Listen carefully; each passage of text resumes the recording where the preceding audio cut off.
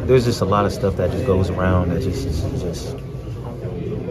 just that you guys don't see. That's what I'm trying to say. I'm just at a point when it was just like, man, I'm just tired of this shit.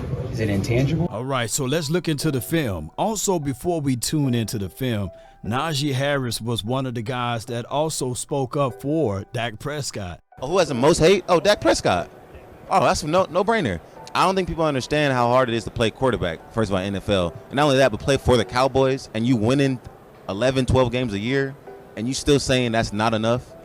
And he don't even play defense. Yeah, 100%. It makes like, I understand that, like, you know, And but there's not that many teams in the NFL that even has like a quarterback like that. So I mean, On top of that, ladies and gentlemen, I just want to say, man, I know that this is only a rumor, but man, you know it's something when it's time for me to take a look at this film, because when you think about it, you're talking about a kind of caliber of running back that can get in between the splits, who's not afraid to run in between the splits, got wiggled down inside, and he is a power back at the end of his runs. Now, he's not a blazer, but he can find a nose for the end zone. That's what you're getting out of Najee Harris.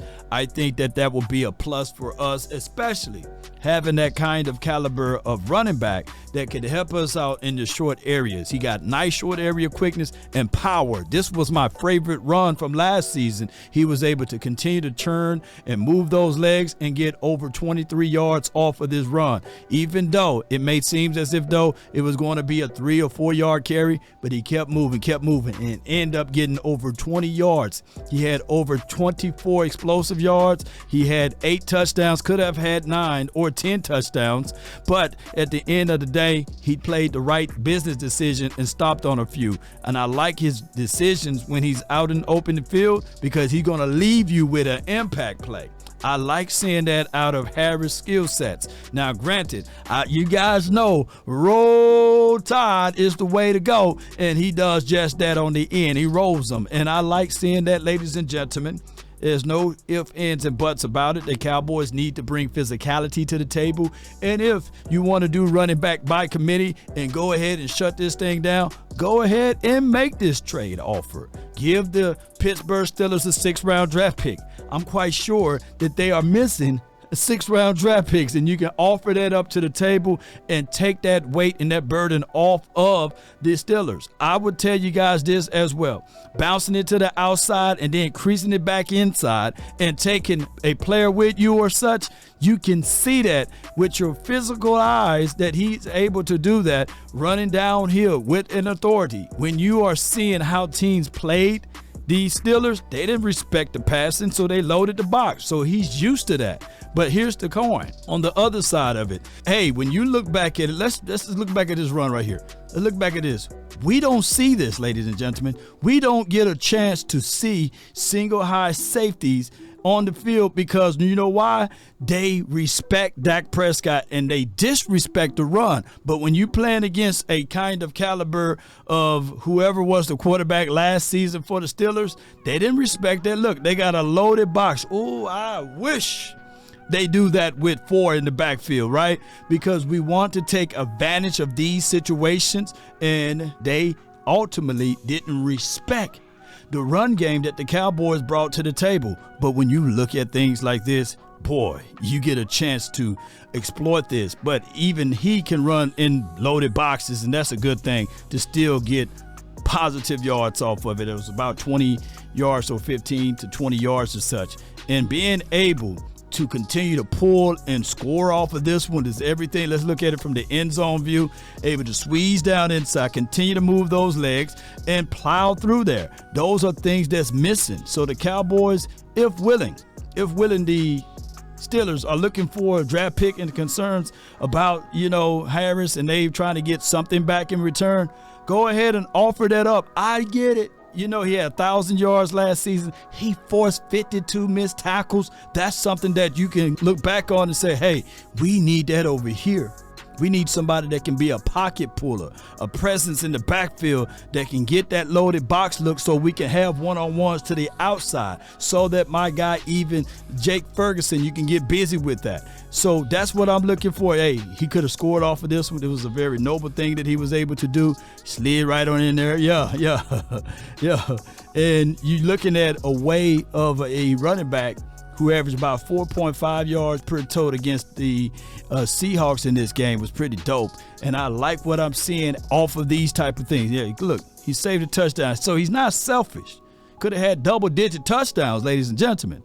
But he looked back at it and said, you know what, I'm going to slide. And what I do is I normally look at players, what they do against good run-stop teams. And he was able to do just that against the Baltimore Ravens. He was able to get into the end zone. He was able to get a 15-yard run here and first down yard run here. And I think this was the 15-yarder. He pitched it to the outside. He squeezes, 12 yards off of that. I like what I'm seeing running between the splits here. There we go. There's the 15-yard run right here. Yes. So I'm looking at this against good defenses, good run-stopping defenses. So when you look at Najee Harris, you look at a complete power back who can catch out of the backfield as well, who can run in between the splits, who can take advantages of light boxes. Keep in mind, he's not used to light boxes because they didn't have no threat of the pass, and they loaded the box mostly against him, and he had to fight for those yards. So you bring him into the fold, I think that will all work for the good for the Cowboys of bringing somebody in of the kind of caliber of a Harris who got this experiences, and this would probably be a good offseason acquisition. Now, granted, this would not be the person that we can all say, well, he would be the end-all, be-all. No. That's not that. That's not that. He would be just this dude right here that can come in to help us out. And that's what we're looking for. We're looking for someone that can demand the attention to make the opposing teams pay when they try to load the box. And that's what I'm looking for. I'm looking for someone who's not afraid to run in between the splits, who can barrel down and run and score a touchdown. The Titans were good against the run. Hey, we already know how the Packers did us. We want to be able to press it. We want to be able to get in between the splits here. We want to run through A gap, B gap. We want to be able to push the pile. Against the Cincinnati Bengals, he averaged 6.2 yards or something like that per tote.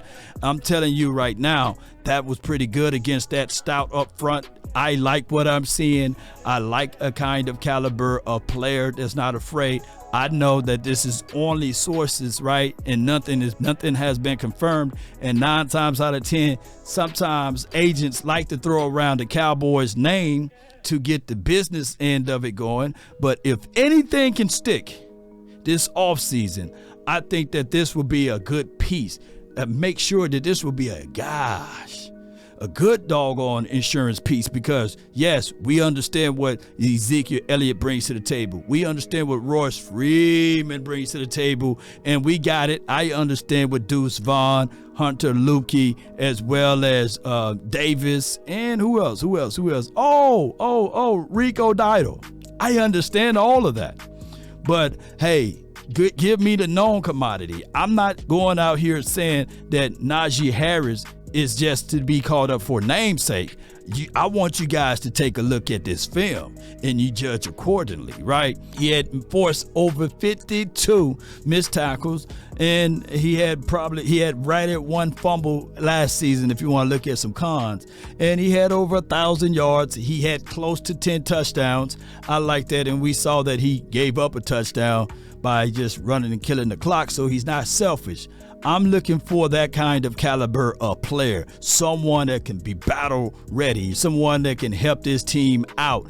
I'm looking for resources, right, that can help out this particular team, and he's a damn good pass blocker. So you're looking at all of those things, and he's not slight as relates to weight. He's about 230, 235-ish, and if that's what you're looking for, violence, physical presence, he will bring that to the table, ladies and gentlemen. So I'm 10 toes down on getting Najee Harris. I'm 10 toes down. And if it takes a 6th-round draft pick, go ahead and do it. Jerry Jones and company. Just don't be too nice. Now, no third-round draft pick, no fourth-round draft pick, maybe a fifth round at most, because you're going to have a lot of compensatory picks next year, which compensatory picks are tradable. So if we can get this done, right, that would be a plus for us. And that would be a situation where we can look back at and say, yeah, the Cowboys absolutely are all in on their team, their version, in their way, because now all you have to do now is just look at wide receiver room. Everything else is filled, right? You got the offensive line, you got the quarterback, you got the running back, you got one wide receiver, just got to pay him, and then you will have the other room for the other wide receiver on the other end. Some can say, Lord, now the wide receiver room is filled. The Cowboys will be in a great situation if they just go ahead and pull the trigger on Najee Harris. Post me your thoughts, post me your concerns down below. That's been my time. I really thank you all for yours. And remember, you're listening to nothing but the best. Go Cowboys.